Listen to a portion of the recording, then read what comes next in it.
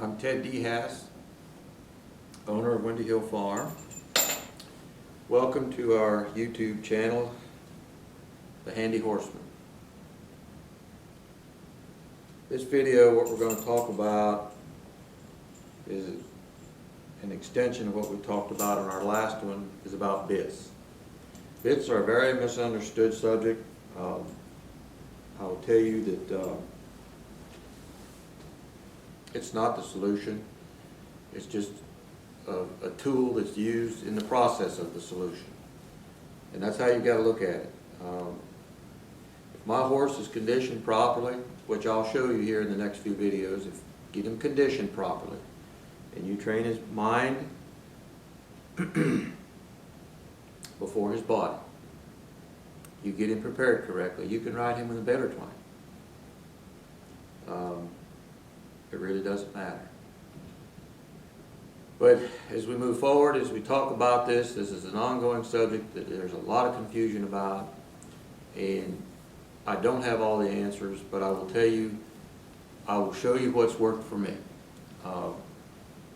I used to have in my saddle room hundreds of bits tacked on nails around the ceiling where people would come and I'd help with bits, and I'd make them leave their old bit before they could take their new bit, because I didn't want them to take their device of torture home with them.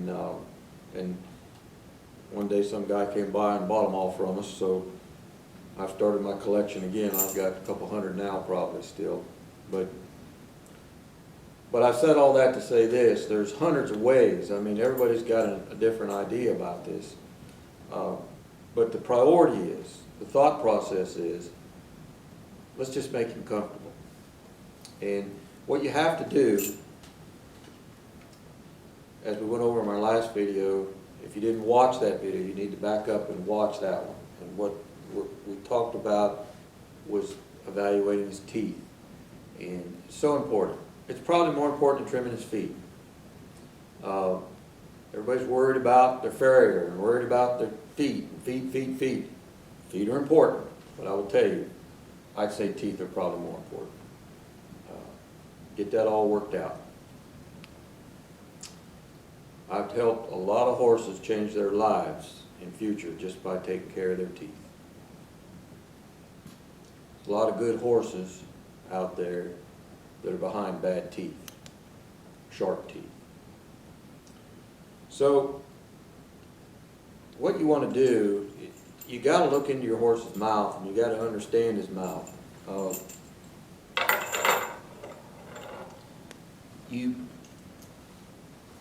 If you go down through the barn and look in every horse's mouth, what you're going to find is that tongue.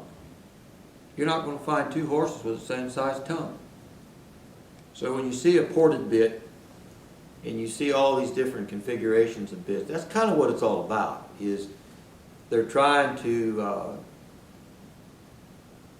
get a bit that comfortably fits in the horse's mouth. And so you have to understand that if you own 5 horses, you're going to have 5 horses with 5 different mouths. That's why I like this outfit. This little O-ring, we call it a dog bone snaffle. It's very forgiving. So I can about ride every horse. I have 100 head of horses. I can ride every horse I own in that bit right there. He's going to get along.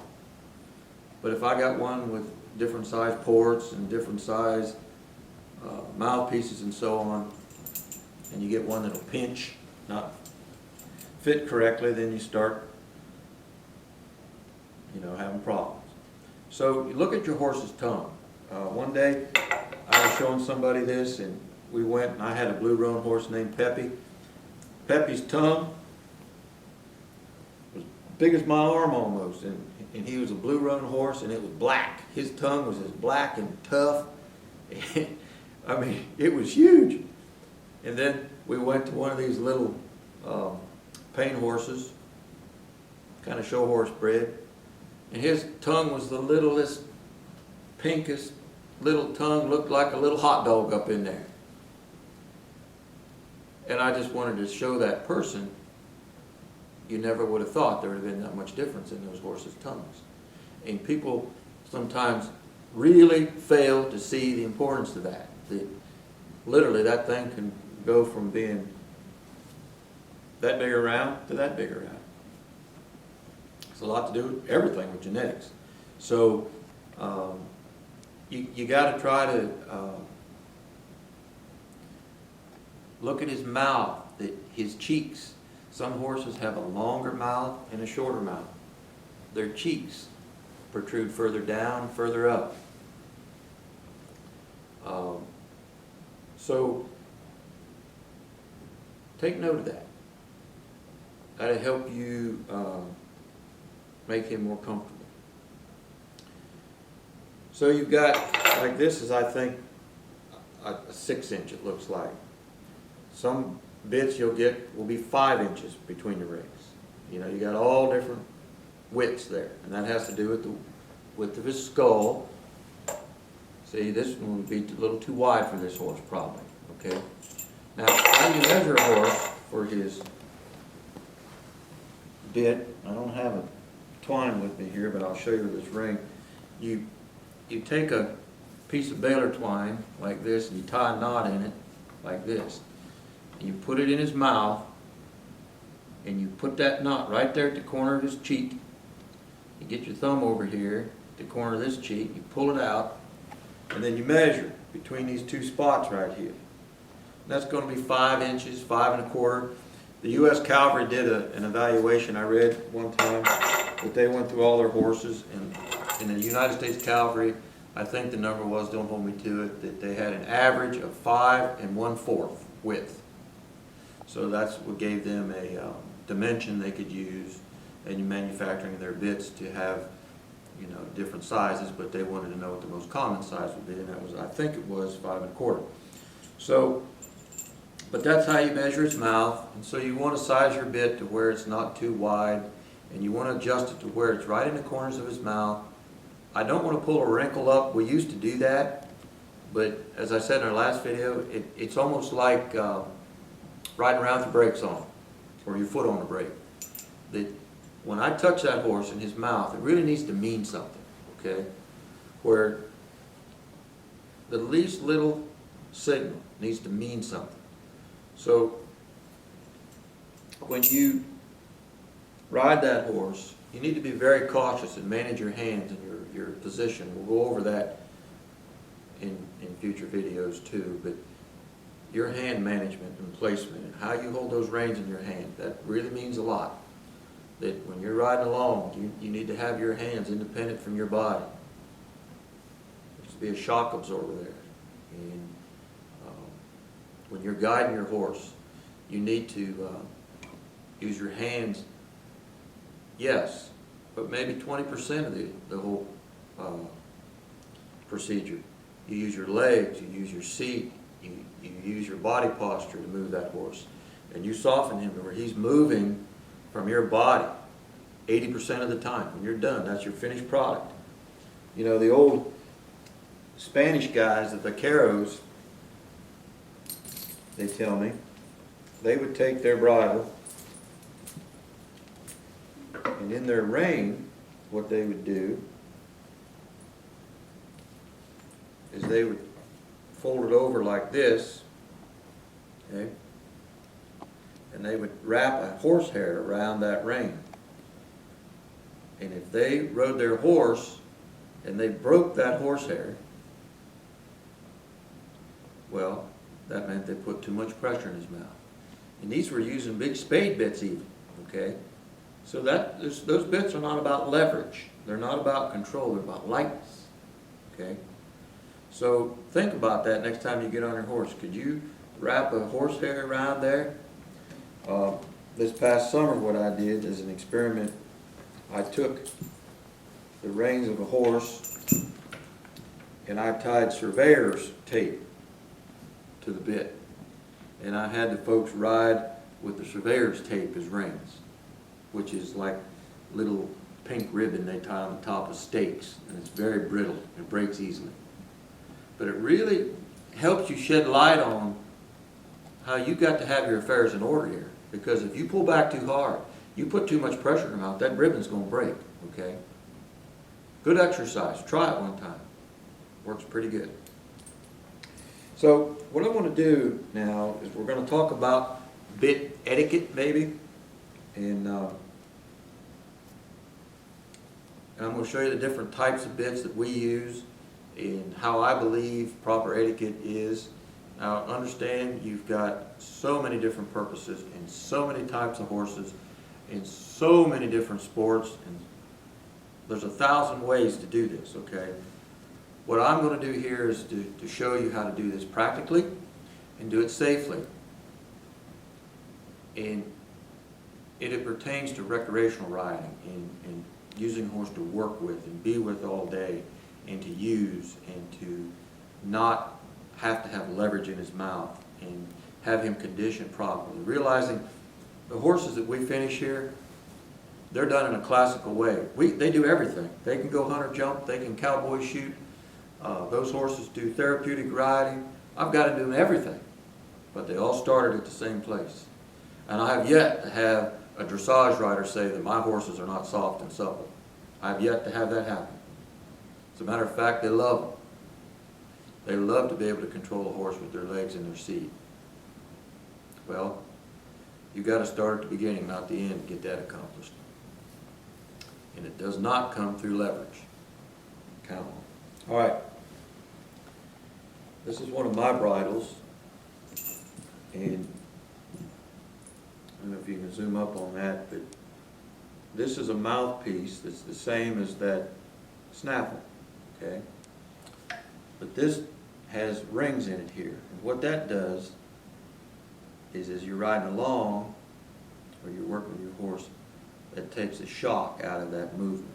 So it's very similar to, like, folks call them slobber straps these days, or even like in a spade bit, you've got that little piece of chain that hangs from the bit. Well, that kind of gives you a disconnection there from movement, okay? And that's a curb bit, okay? That this curb goes underneath his jaw like this. Let me see here if I can get this right.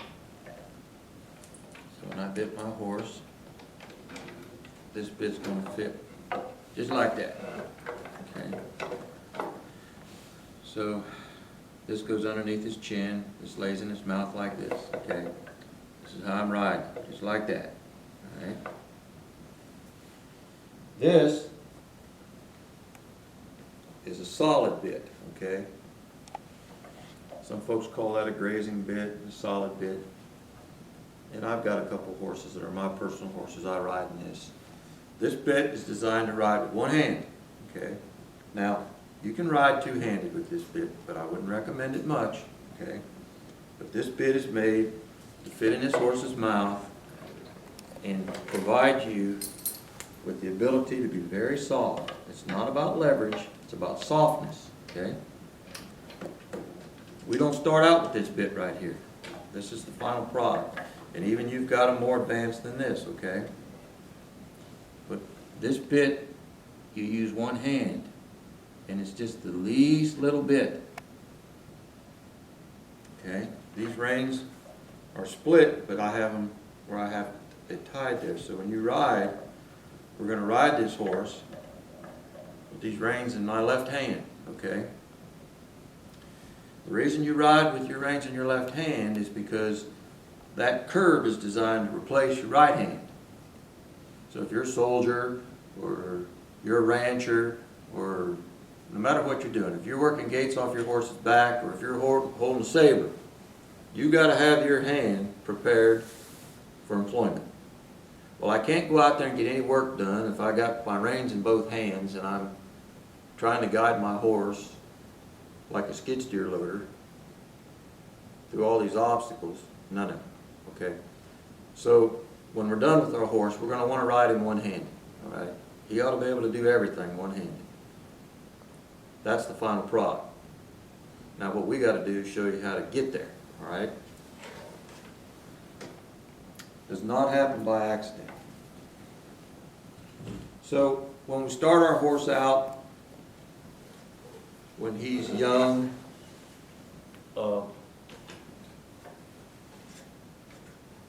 going to use our snaffle bit, okay?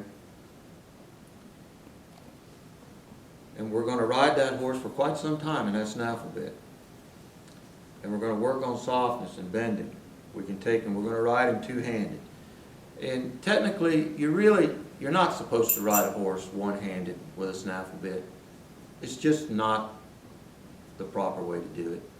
But you can. And you know, you have to transition him from this snaffle bit, say, to this bit, where that's what I like about this bit. This is kind of an in-between bit here, where I can ride him two-handed and one-handed because this is broken in the middle. And I'm comfortable with that.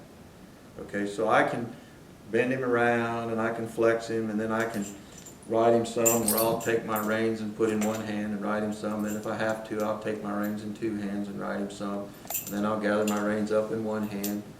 Maybe I'll ride him a little while one-handed, but then he gets to where he gets a little wobbly or sloppy, and then I'll grab a hold of him and I'll take both hands here, and then I'll start turning him and then direct reining him a little bit, and then I'll put him back in one hand, and then I'll transition from this, say, to that. And usually by about that time, when I get him finished in that bit, he's ready to sell, and I sell him. Well, some horses I can keep, where we'll keep him in a solid bit. But those are older horses, you know, sometimes 7, 8, 10 years old. You got to watch if you put that in a young horse. He's really got to be soft, and he's got to be with the program to do that, right? Don't put a solid bit in that horse's mouth until you've got him suppled and you've got him soft. Not just in his mouth, but down his back and down through his hips and everything. You have to prepare him for that. That's why you saw years ago folks would use, particularly in the West, a bazelle, a band that goes around their nose, and they would ride that horse in that bazelle. Well, see, that whole process is for softening and preparing that horse for a bit. So they're going to put that bazelle on, and then they're going to put the bit on. But then they're going to primarily use the bazelle, and then they'll use the bit some, and they'll go back and forth, and the day will come where they're using the bit primarily. So they use that as a transition tool. Well, you can use this procedure here as the same type of transition process. It really doesn't matter what you use, but you got to have that transition thought process going on, where you know, you got to start at the beginning, not the end. You can't use that solid bit at first. You're going to get in a wreck. It's going to be a problem. People's got horses that are rearing and bucking and falling backwards and all that. Well, that's what that's all about, see. They're bringing energy backwards. They're misdirecting that energy. You got to be able to have him soft in his neck, in his back, and you got to be able to have him in proper carriage and not needing that leverage and pressure to be controlled. Okay. So what I'd advise folks to do, start out with a snaffle, transition to something like this, or here's another one. We love this bit. We call this a teardrop.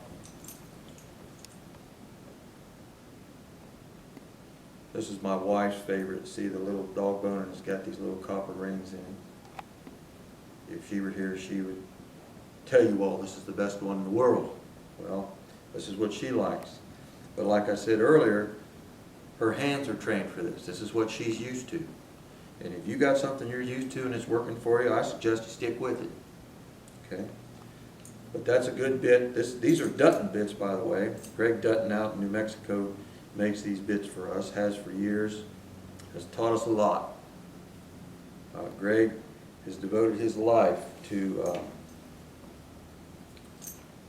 understanding a horse's mouth. He's done a lot to teach me. We've spent a lot of time on the telephone talking about this matter. All right, so here's your typical headstall.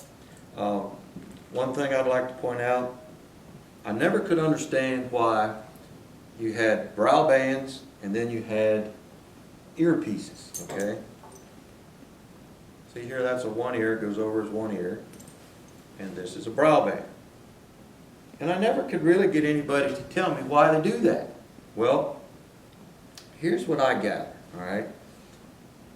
Now, I have no scientific proof to prove this, but this is my opinion.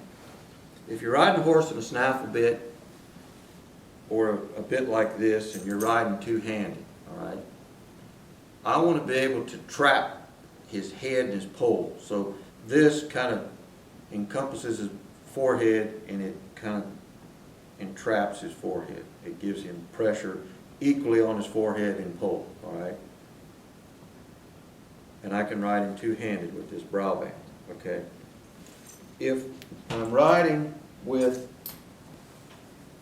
a one-ear band in a solid bit, let's say, when I give him pressure back like this, okay, can you see how that pulls down behind his ears and his pole? I don't want to put pressure across his forehead when I'm doing that. So when I go like this, the curb engages in behind, this pulls down. So a lot of times what people don't realize, when you do that, you're giving him as much pressure behind his ears as you are in his mouth, okay? So if I'm doing that, and I have this band across his forehead, I'm also putting pressure on his forehead, okay? So that doesn't give me that vertical angle, and that doesn't give me that jaw that I want, okay? Another thing, when you look at a bit like this, you've got to do some calculations. This is the center mouthpiece. They call it the cannon, I believe. This is the port. And the size of that port, once again, has everything to do with the size of his tongue. Okay? A horse with a big tongue might need a bigger one. Small tongue, smaller one. But what I want is I want this bit riding like this on his tongue. If this is too big, right here, okay, right here, these points are going to be riding primarily on his bars or the bones in his jaw. But I want him to pack this bit up in his cheek, right here. I want him to pack it on top of his tongue. That's what I want, okay? If you look right here, the distance between here and here, here and here, well, that determines your leverage, okay? So like this bit, now I haven't done the calculations, but I would estimate would be about a 3-to-1. So when I give him pressure here, in my rein, okay, that's like a lever, like a bar. So I'm giving him 3-to-1 pressure, okay? So if I give him 1 ounce here with my hand, really means 3 right here. So you got to be conscious of that. So you see these long drop shanks? It's about softness. It's not about leverage. Your goal is to not use your hands that much. Your goal is to only use ounces. So when I go like this with him, it's not that I'm trying to take a hold of him and get leverage on him. I want to be able to do it softer and have the least amount of effort every time I do it. Total misconception there people have. But I think it's something we need to talk about. And the reason I'm talking about it first, before we do a lot of other things, is that what you've got to do here, all right, you've got to evaluate in your mind that all these things we're going to do with that horse at the end of that rope here in the next few videos, all that stuff is associated to this. So some of these exercises and some of these things we're going to do are preparing him for the bit, okay? They're preparing him to be ridden. Where I see a lot of people getting very misdirected in all this is this groundwork business and this rope work business. It's more of a game. They don't know why they're doing it. Well, why are you teaching your horse to do that? Well, the reason you're doing that is, for example, if I'm teaching him to step over, my goal is when I get on his back, I want him to step over. Or if I'm teaching him to back on the end of the rope when I'm standing on the ground, well, I'm going to ask him to back the same way when I get on his back. I'm preparing him for when I get on his back. This isn't a game. This isn't playtime on the ground, you know, all that rope wiggly stuff and all. It's cute and it's fun and everybody has a good time doing it. And I'm all for it. But what I want to make sure you understand, that is all done in an effort to prepare him for something else. That's the preschool. That's the preparation process. You're conditioning him to do something else. So when we talk about bits and we talk about all this stuff, you're going to see here very soon, when we get that horse in the halter and we're asking him to flex his jaw and we're asking him to drop his head and we're asking him to flex his body at the end of that rope, it's in preparation for when we're going to ride him. Okay? Because if you got a horse and you're not riding him and you're just playing around with him on the ground, I just don't know why you got him. Because he was put here to be ridden. That's his job. Okay? And if you got to lunge him 45 minutes before you ride him, and you got to do a wiggle routine with him every time you ride him, well, no. Now, don't get me wrong. I believe in groundwork and I believe in preparing your horse, but I also believe in getting on him and riding him too. But once you get this all worked out, you should be able to step on him and ride him. Okay? And you don't need to lunge him 45 minutes before you ride him. You don't need to do that. Now, sometimes you do need to do that. And that's where I'm going to try my best to teach you how to read your horse and to learn on some days he might need more than others. Okay? There's where your judgment's going to come in. I can't do that for you. All I can show you is what I do and how I teach folks to do it. And I think that if you take things in a step-by-step process, we go down there and we start working on obstacles, you're going to see we're going to take things in a small step-by-step, layer-by-layer process. We're not going to let him get ahead of himself. We're not going to ask him more than he's capable of doing today. Okay? We're going to end on a good note. We're going to set him up for success, not failure. Okay? Now, the other side of that is we're not going to start something we're not going to finish. So I tell folks all the time, you know, don't start something too close to supper time because I want to eat my supper tonight, because I will tell you, if this doesn't work, we're going to stay here till it does. I got to stop on a good note. That's the secret to this. That horse has got a great memory, and if you give up on him and you let him get the best of you, he'll remember next time. He'll know exactly what to do. He's got a very good memory. So, I'm very excited about what we're doing here, and I think that it's a good thing. I hope what we've done so far has been helpful to you. I've got a story to tell folks, and I want to tell you that I feel an obligation to do this.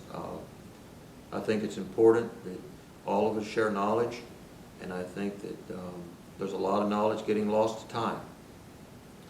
There's a lot of great horsemen that have lived before us that a lot of things they knew went along with them when they died.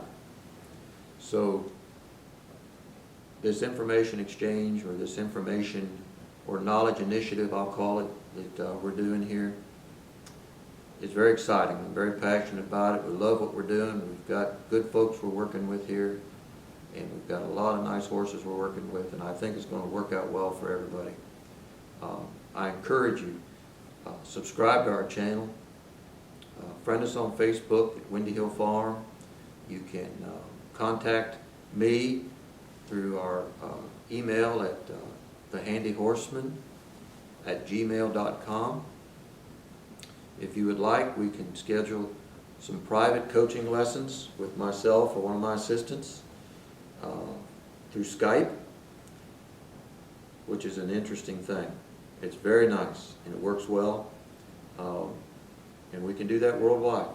And we can sit in your living room and go over a lot of this stuff and not have to leave the driveway, and that just suits me just fine.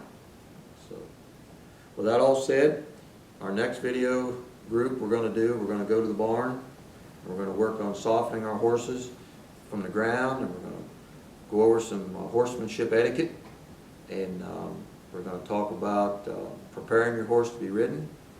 And we're going to do some demonstrations outside. It's 16 below zero here today, so we decided we were going to do a lot of this stuff by the fire. And so hopefully our next group of videos we do, the weather will be a little better, and we'll go to the barn and we'll take it from there. So I appreciate your time. Thank you.